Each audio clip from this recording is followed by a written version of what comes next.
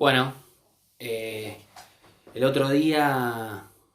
les di un trabajo, hace 15 días más o menos, les di un trabajo para hacer, que tenía algunas preguntas, tenía un cierto nivel de complejidad sobre el texto de Gordillo. En el texto de Gordillo se pueden distinguir tres etapas. En realidad quería un poco hacerles este video como para refrescar algunos conceptos, ver si querían corregir algo de los trabajos, ya que todavía hay algunos que no lo entregaron. Estamos teniendo cierto margen de tolerancia con las entregas, pues no, es lo que nos están pidiendo. El tema es que, bueno, la realidad es que tiempo tienen para hacer las actividades, así que básicamente lo que voy a hacer es un repaso del texto de Gordillo y después voy a hacer un repaso del texto que sigue y les voy a dar también actividades con respecto al texto que sigue, que es de García Delgado. Con el texto de Gordillo, recuerdan, hay tres momentos. El primer momento es el del 56 al 69, que Gordillo dice que es un momento de resistencia y protesta obrera. En ese momento de resistencia y protesta obrera, entre el 56 y el 69, tenemos que identificar varias cuestiones. Primero, una radicalización de todos los sectores políticos. Una radicalización significa que todos los sectores políticos piensan en la posibilidad de conquistar el poder a través de diferentes métodos y se van volviendo cada vez más violentos. En principio hay un ejemplo muy importante que está en el plano internacional, que es en 1959 la Revolución Cubana. Eso inspira muchos movimientos políticos que se van a dar en la Argentina entre principios de la década del 60 y principios de la década del 70. Esos movimientos que son muy importantes y que van a definir un poco cómo va a ser el sentido de la política argentina en la década del 70, tienen tres fundamentos. Un primer fundamento está puesto sobre la base de las organizaciones político-militares, que van a ser el resultado de la radicalización de los sectores juveniles. Los sectores juveniles de la Argentina que van a empezar a aparecer en la política de manera significativa a partir de la resistencia peronista producto de el golpe de Estado de 1955 y que después van a subsistir en el tiempo perteneciendo a organizaciones sindicales y a organizaciones político-militares. Esas organizaciones político-militares en la Argentina van a tener un inicio. La primera organización político-militar va a intentar hacer lo que hicieron los cubanos, se llamó Uturuncos, fue la primera guerrilla de la historia argentina. Seguramente lo vieron en el video que les mandé a ver, pero bueno, lo repaso para que lo puedan entender. Entonces, como entendimiento de esos grupos de cómo tomar el poder, la idea es: la democracia política no nos sirve, el peronismo, que es el movimiento de base, está proscripto, acuérdense que no se podía ni nombrar la palabra Perón, entonces no nos queda otra que tomar el poder por la vía armada. El primer ejemplo de resistencia política por la vía armada fue la resistencia peronista, que inauguró diferentes métodos de violencia política para resistirse justamente a la imposibilidad de poder expresar esa opción política por el peronismo, y que al mismo tiempo alimentó los métodos de distintos sectores de la política argentina. El primero, dentro del movimiento sindical, lo que significó una división dentro del peronismo entre duros y blandos. Nosotros tenemos que identificar, a partir de la década del 60, una división entre duros y blandos dentro del peronismo. Los duros van a ser justamente los que van a hacer de la violencia una parte de su expresión política, y los blandos van a ser los que van a ser más permeables a negociar con el poder político de turno, es decir, con los militares o con los gobiernos democráticos, que van a tener obviamente una legitimidad muy reducida porque el peronismo está anulado dentro del sistema político. El acuerdo Perón-Frondizi del 58 le permite a Frondizi llegar al poder. Rápidamente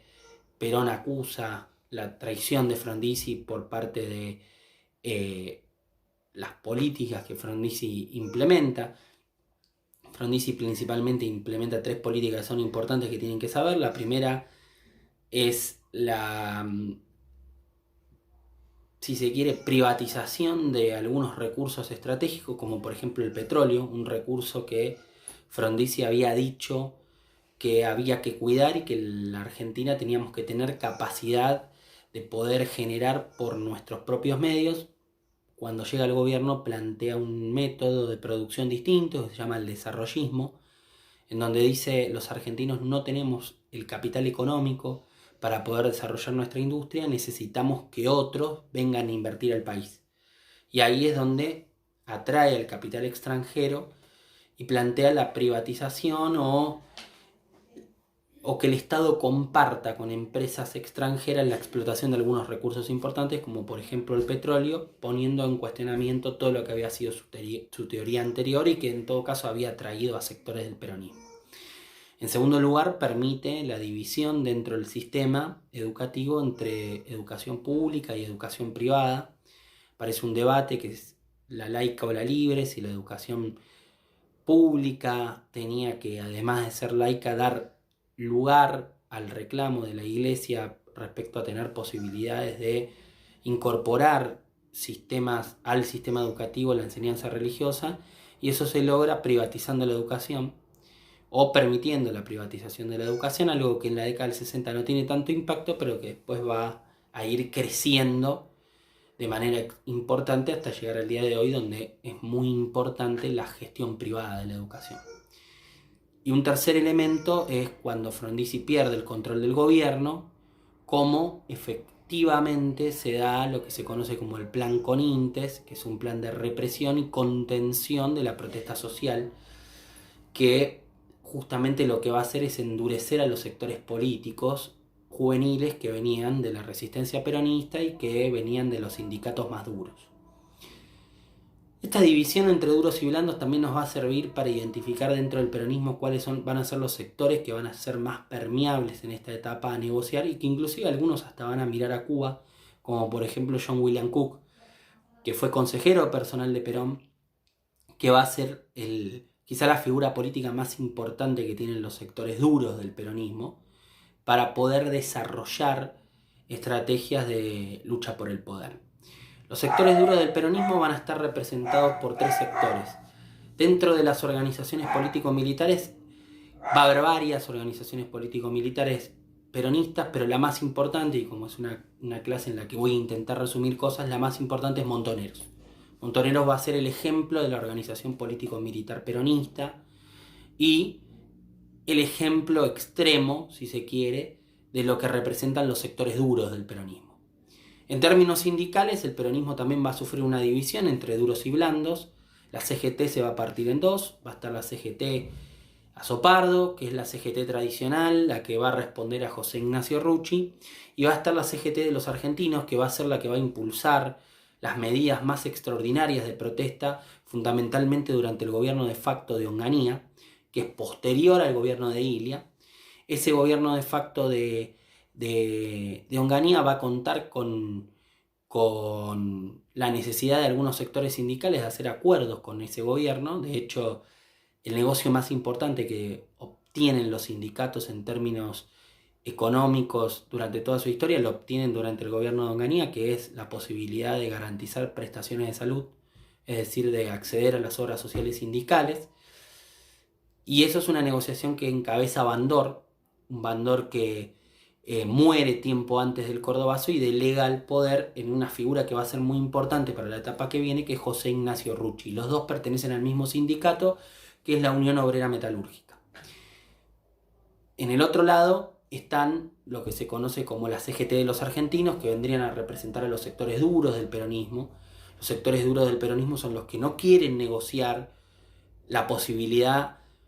de que el régimen político que excluya el peronismo pueda gobernar la Argentina. Ellos plantean que la Argentina la tiene que gobernar el peronismo a través de Perón. De hecho, inclusive los sectores blandos, ¿sí?, del peronismo, encabezados por estos sectores sindicales, son los que han llegado a plantear a través de la figura de Bandor, por ejemplo, el peronismo sin Perón. Por otro lado, y no es menor, y esto es muy importante, se dan un proceso en la década entre 1965 hasta 1970, muy importante de radicalización también de los sectores religiosos. Se crean en 1968 la opción de los sacerdotes por el tercer mundo, y en 1968 también sesiona el Congreso Episcopal de Medellín, en donde se plantean varias cuestiones muy interesantes respecto a una nueva orientación de la política religiosa. Es decir, en la iglesia también va a haber sectores duros y sectores blandos. Los sectores de sacerdotes por el tercer mundo, los curas villeros, van a representar el sector más duro de la iglesia, si se quiere, que es la que va a decir que la iglesia se tiene que acercar a los sectores más humildes, la iglesia tiene que representar a aquellos que son los que menos tienen. Es decir, tiene que salir de la iglesia y caminar con aquellos a los que Cristo abrazó. Una visión muy cristiana, de interpretación del testamento, muy alejada de la visión más conservadora de la iglesia, que es la que va a representar a los sectores blandos o los sectores ortodoxos. Por otro lado, no menor, existe una visión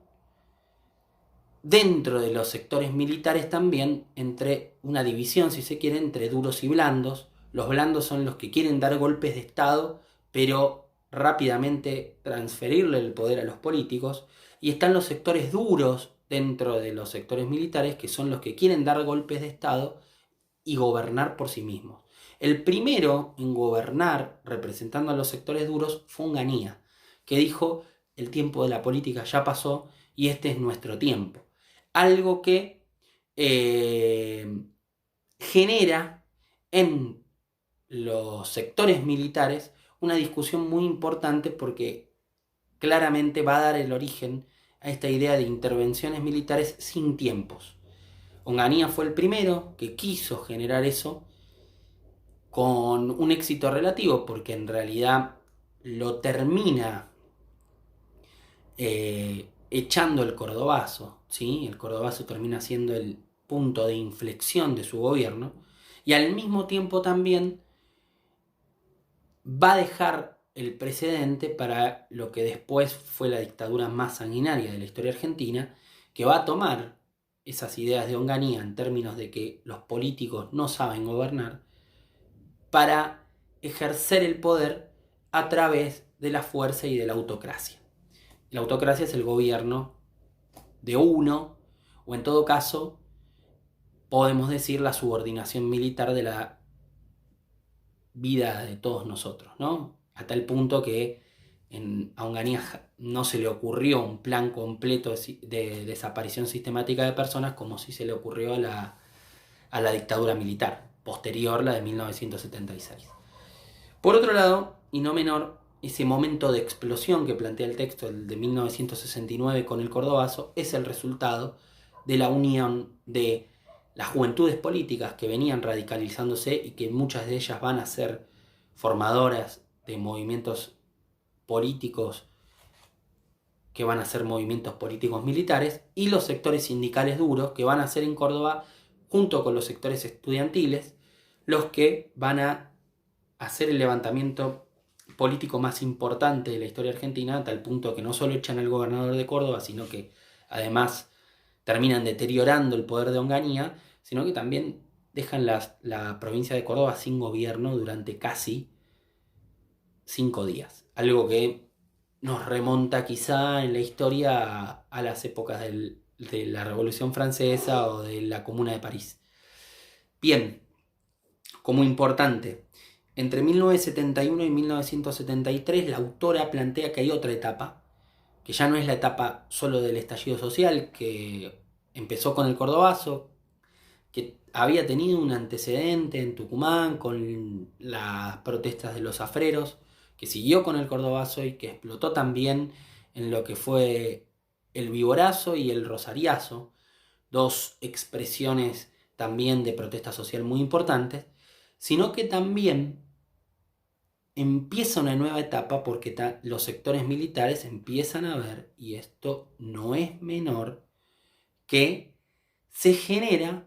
un proceso sin dudas de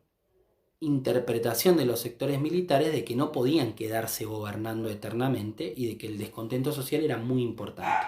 Frente a ese descontento social y esa incapacidad de que la represión pudiera contenerlo, los militares empiezan a abrir el tiempo político. Se forma en 1972 el GAN, que es el Gran Acuerdo Nacional, en el que le dan aire político a todos los partidos menos el peronismo, a tal punto de interpretar si efectivamente incorporando a los partidos políticos a la gestión del gobierno militar o mostrando apertura democrática, ese gobierno de los militares podía tener un cierto aire de respaldo popular, algo que quedó rápidamente descartado, y por eso en 1973 los sectores políticos de la Argentina empiezan a reclamar una apertura mayor, y los sectores militares interpretan que esa apertura mayor tiene que ver con incluir al peronismo dentro del sistema político. Eso desalienta las prácticas de las organizaciones político-militares y genera un proceso de apertura que va a motivar a muchos sectores políticos juveniles a ser parte del proceso que iba a continuar en la Argentina a partir de 1973, cuando el peronismo vuelve al poder, no a través de la lucha armada, sino a través de la elección democrática en dos etapas. La primera etapa sin Perón y la segunda etapa con el retorno de Perón y la renuncia de Cámpora y la convocatoria nuevamente a elecciones. Después seguimos.